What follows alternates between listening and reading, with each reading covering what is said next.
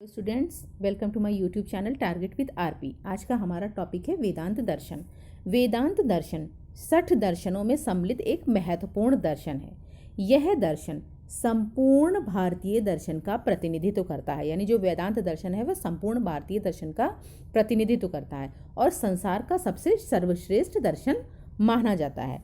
वेदांत शब्द दो शब्दों से मिलकर बना है, वेद प्लस अंत, यानी इसका अर्थ होता है वेदों का अंत। इस प्रकार से वेदांत को वैदिक साहित्य के अंतिम भाग के रूप में जाना जाता है। यानी वेदांत को वैदिक साहित्य के अंतिम भाग के रूप में जाना जाता है और इसे कभी कभी उपनिषद भी बोल दिया जाता है। जो वेदांत है उसे उपनिषद की भी संज्ञा दी जाती है।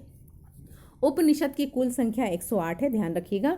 उपनिषद का अर्थ होता है गुरु के पास बैठ करके शिक्षा ग्रहण करना। यानी जो वेदांत होता है, वेदांत में जो उपनिषद वर्ड का यूज किया जाता है उसका अर्थ होता है गुरु के पास बैठ करके शिक्षा ग्रहण करना। वेदांत दर्शन के अंतर्गत जो सबसे महत्वपूर्ण ग्रंथ है वो ब्रह्मसूत्र है और इसकी रचना बादरायण यानी महर्षि बादरायण ने की है। इसीलिए इनके इस ग्रंथ को बादरायण का ब्रह्मसूत्र के नाम से जाना जाता है। जो वेदांत दर्शन का सबसे महत्वपूर्ण ग्रंथ है उसे बादरायण का ब्रह्मसूत्र के नाम से जाना जाता है। इस ग्रंथ को वेदांत सूत्र, शारीरिक मीमांसा या उत्तर मीमांसा के नाम से भी जाना जाता है। यानी कि आप वेदांत दर्शन में जो बादरायण का ब्रह्मसूत्र है उसे आप कई नामों से, यानी वेदांत सूत्र, शारीरिक मीमांसा या उत्तर मीमांसा का के नाम से भी उसे कह सकते हो, उसके नाम से भी बुला सकते हो। वेदांत दर्शन में जो दार्शनिक थे, कई वेदांत दर्शन को मानने वाले कई दार्शनिक थे, तो उनकी विचारधाराओं में बहुत फर्क था। एक दूसरे की विचारधाराओं में बहुत फर्क था, बहुत भिन्नताएं थी, जिस कारण इन विचारधाराओं के नाम अलग अलग हो गए। यानी वेदांत दर्शन कई प्रकार की शाखाओं में बढ़ गए, परंतु उन सभी शाखाओं को वेदांत ही माना जाता है। यानी जो दार्शनिक थे उन्होंने अपनी अपनी विचारधाराएं दी, लेकिन वो सारी विचारधाराएं वेदांत के अंदर ही सम्मिलित की गई थी। और इन विचारधाराओं में जो मुख्य अंतर था वो जीव और ब्रह्मा के आधार पर अंतर था। यानी कुछ जो विचारवादी थे वो ब्रह्मा को मानते थे, कुछ जीव को मानते थे, कुछ ब्रह्मा और जीव दोनों को मानते थे। तो इस प्रकार से जो ये विचारधाराएं थी, सभी जो इनको मानने वाले थे, जो प्रवर्तक थे, वो अलग अलग सबकी विचारधाराएं थी। तो इसीलिए जो वेदांत दर्शन में थे कई प्रकार के संप्रदायों में या विचारधाराओं में बट गए। लेकिन अगर देखा जाए तो इन्हें इकट्ठे एक तरीके से वेदांत ही बोला जाता है। देख लेते हैं कि कुछ महत्वपूर्ण जो हमारे विचारधाराएं रही हैं और उनके प्रवर्तक कौन कौन से रहे हैं। एक हमारा अद्वैत वेदांत, सबसे फेमस अद्वैत वेदांत किसने ये इसके कौन थे प्रवर्तक? शंकराचार्य। विशिष्टाद्वैत वेदांत ये रामानुजाचार्य का है। द्वैत वेदांत मध्वाचार्य, द्वैताद्वैत वेदांत निम्बकाचार्य, शुद्धाद्वैत वेदांत वल्लभाचार्य और भेदाभाव जीव गोस्वामी। ध्यान रखिएगा, ये एग्जाम्स में क्वेश्चन आता है, या तो सुमेलित करने के लिए दिया जाता है या ये पूछा जाता है कि इनमें से कौन सा सही सुमेलित नहीं है। तो इन्हें आप अच्छे से देख लीजिएगा कि कौन सा संप्रदाय किस प्रवर्तक का है। वेदांत दर्शन की जो प्रमुख विचारधारा है और प्रमुख और लोकप्रिय विचारधारा है वो अद्वैत वेदांत हुई है। यानी जो शंकराचार्य द्वारा प्रतिपादित की गई है, जो विचारधारा शंकराचार्य की है अद्वैत वेदांत, वो सबसे ज़्यादा वेदांत दर्शन के अंतर्गत फेमस हुई है। इन्होंने क्या माना है? शंकराचार्य ने क्या बोला है? आत्मा अव्याभिचारी है, स्वयं सिद्ध है व ज्ञानात्मक तर्क की अवस्था है। ध्यान रखिएगा, ये लाइन बहुत ही इंपॉर्टेंट है। आत्मा अव्याभिचारी है, स्वयं सिद्ध है और ज्ञानात्मक तर्क की अवस्था है।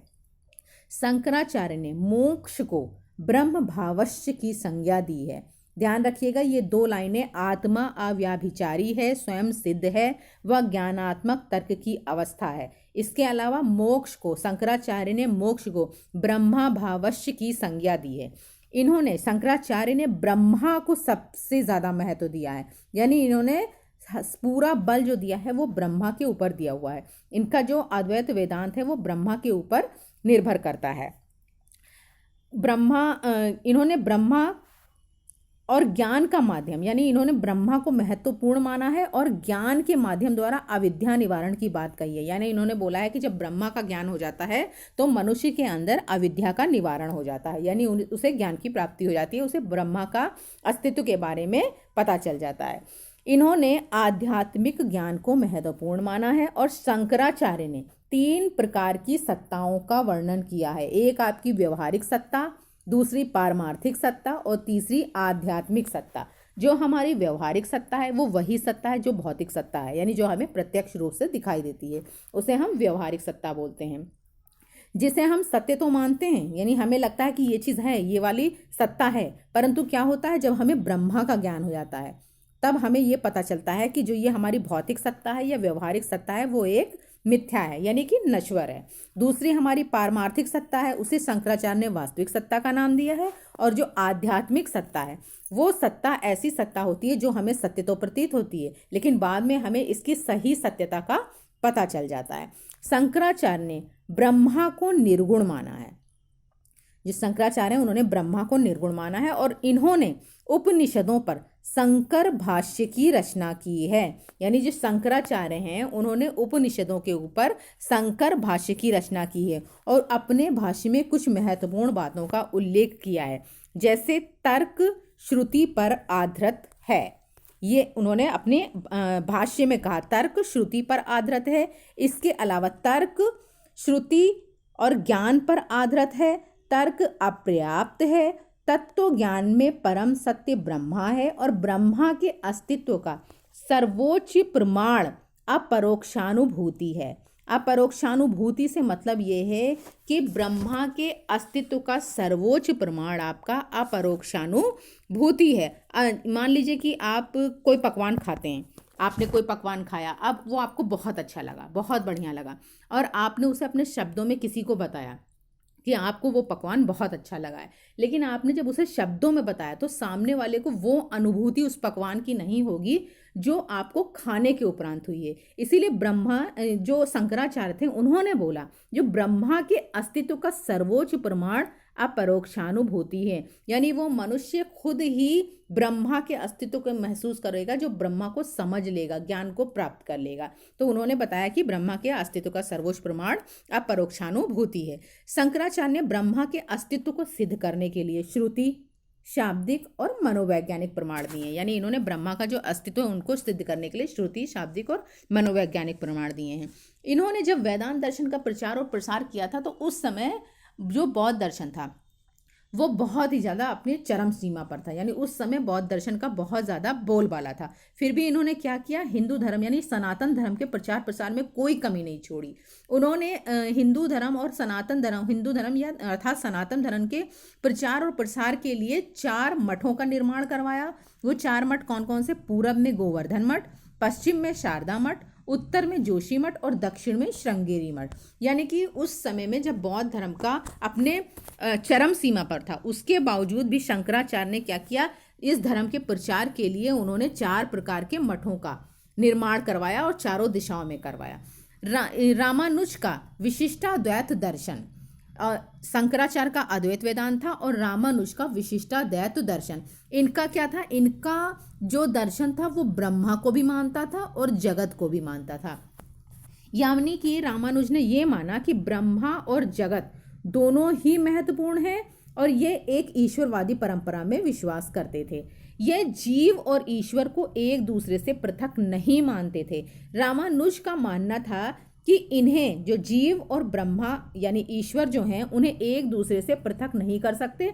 यदि हम इन्हें एक दूसरे से पृथक कर देंगे तो इनका कोई अस्तित्व नहीं रह जाएगा, क्योंकि जीव ईश्वर के बिना अधूरा होता है। इसे हम ऐसे समझ लेते हैं कि अगर हमारा कोई शरीर है, पूरा शरीर है, और उसमें से हाथ या पैर को अलग हटाकर रख दिया गया है तो उस हाथ पैर का कोई अस्तित्व नहीं रह जाता है, उस शरीर के बिना कोई अस्तित्व नहीं रह जाता है। तो रामानुज का भी वही मानना था कि जो जीव है उसका ईश्वर के बिना कोई अस्तित्व नहीं होता, यानी जब तक वो जीव ईश्वर के साथ ही पूरा होगा या पूरा माना जाएगा। और इसी विशेष संबंध के कारण जो ये दर्शन है इसे विशिष्टाद्वैत दर्शन के नाम से जाना गया।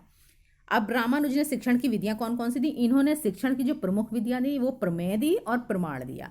क्योंकि रामानुज भौतिक जगत को भी सत्य मानते थे तो ये यथार्थ पर भी विश्वास करते थे। इसीलिए जो यथार्थ का ज्ञान है वो प्रमाणों पर आधारित होता है, जो यथार्थ का ज्ञान होता है वो प्रमाणों पर आधारित होता है। तो इन्होंने क्या किया, अपनी जो शिक्षण विधियों में प्रमेय और प्रमाण का महत्व दिया।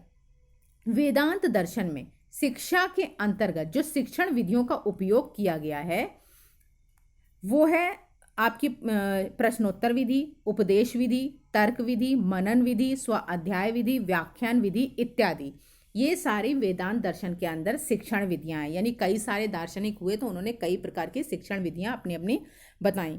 शंकराचार्य ने ब्रह्मनिष्ठ शिक्षा पर बल दिया। शंकराचार्य चूंकि ब्रह्मा को बहुत मानते थे, ब्रह्मा को ही महत्व देते थे, उन्हें ही विशिष्ट मानते थे, उन्होंने ब्रह्मनिष्ठ शिक्षा पर बल दिया। और वेदांत दर्शन जो है वो छात्रों को ही ब्रह्मा मानता है, यानी छात्रों को ही उन्होंने ब्रह्मा की संज्ञा दी है। और वेदांत दर्शन में 4 प्रकार के अनुशासन की बात कही है। एक आपका मूर्छावस्था, क्षिप्तावस्था, एकाग्रावस्था और विक्षिप्तावस्था। यानी ये वेदांत दर्शन में आपके 4 प्रकार के अनुशासन की व्याख्या की गई है। मूर्छावस्था, क्षिप्तावस्था, एकाग्रावस्था और विक्षिप्तावस्था। मूर्छावस्था ऐसी होती है जिसमें बालक थोड़ी देर के लिए एकाग्र हो सकता है। क्षिप्तावस्था भी ऐसी, जो इन अवस्थाओं में क्षिप्तावस्था भी अच्छी अवस्था नहीं मानी जाती है। और सबसे जो उच्च लेवल की अवस्था होती है उसे एकाग्रावस्था मानते हैं, जिसमें बालक पूरी तरीके से अपने मन पर नियंत्रण कर लेता है। आपकी जो विक्षिप्तावस्था होती है वो ऐसी स्थिति होती है जहाँ बालक जो होता है वो पूरी तरीके से अपने ज्ञानेंद्रियों के अंडर में काम करता है। यानी उसे ये पता नहीं होता है कि वो कर क्या रहा है, तो वो अपने ज्ञानेंद्रियों के हिसाब से अपना काम करता है। वेदांत दर्शन में शिक्षक को बहुत महत्व दिया गया है। शिक्षक को ये माना गया है कि शिक्षक ऐसा होना चाहिए जो ब्रह्म ज्ञानी होना चाहिए, उसको धर्म का भी ज्ञान होना चाहिए, वो ज्ञान का स्रोत होना चाहिए, विनम्र होना चाहिए और धैर्यवान होना चाहिए। और उसके अंदर नैतिक गुण भी होने चाहिए। यानी एक प्रकार से शिक्षक को एक आदर्शवादी होना चाहिए और उसके अंदर नैतिक गुण पूर्ण रूप से होने चाहिए। इसके अलावा साथ ही साथ वेदांत दर्शन छात्रों को भी बहुत महत्व देता है। अब वेदांत दर्शन में होता है कि शिक्षक और छात्रों दोनों को ही महत्व दिया जाता है। यानी शिक्षक को भी महत्वपूर्ण माना जाता है और बालकों को भी महत्वपूर्ण माना जाता है। और ये मानता है वेदांत दर्शन कि शिक्षक ब्रह्मज्ञानी भी हो, धर्म का ज्ञाता भी हो, ज्ञान का स्रोत भी हो, विनम्र, धैर्यवान और स्नेहपूर्ण व्यवहार करने वाला भी होना चाहिए बालक के साथ। और ऐसा भी होना चाहिए कि एक आदर्शवादी होने के साथ साथ, नैतिक गुणों से परिपूर्ण होने के साथ साथ उसे बालकों के व्यक्तित्व का आदर करने वाला भी होना चाहिए। यानी उसे बालकों को समझना चाहिए, बालकों को सम्मान देना चाहिए। तो इस प्रकार का शिक्षक होना चाहिए। वेदांत दर्शन ये मानता है कि छात्र जो हैं, छात्रों के अंदर, यानी छात्र कोई ऐसा ही नहीं है कि आप उसे ऐसे समझे कोई निर्जीव सा चीज़ है। इन्होंने वेदांत दर्शन ने उसे एक सजीव चीज़ माना और ये भी माना है कि छात्र के भीतर अनेक प्रकार की शक्तियाँ होती हैं। यानी उसके अंदर ज्ञान की असीम, मतलब एक सागर है जिसे कौन बाहर ला सकता है? एक शिक्षक ही उन शक्तियों को, बालक की उन शक्तियों को निखार सकता है, उन्हें विकसित कर सकता है। तो वेदांत दर्शन है वो बालकों को भी महत्वपूर्ण मानता है और शिक्षकों को भी महत्वपूर्ण मानता है। और वेदांत दर्शन का ये मानना है कि जो शिक्षक ही होता है वो बालक के अंदर छुपी हुई जो उसकी प्रतिभा है, उसका ज्ञान है, उसे बाहर ला सकता है। वेदांत दर्शन के अंतर्गत अनुशासन की अगर बात की जाए तो 4 प्रकार के ऊपर अनुशासन बता दिए गए हैं। मूर्छावस्था आपका, और इसके अलावा आपका क्षिप्तावस्था हो गई, और एकाग्रावस्था और विक्षिप्तावस्था। इसके अलावा वेदांत दर्शन मानता है कि बालकों के सामने ऐसे जो शिक्षक हैं ऐसे आदर्श प्रस्तुत करें जिससे बालक स्व अध्याय की जो स्व अनुशासन की भावना को सीख सके और स्वयं ही अपने ऊपर नियंत्रण कर सके। तो ये था हमारा आज का टॉपिक, वेदांत दर्शन।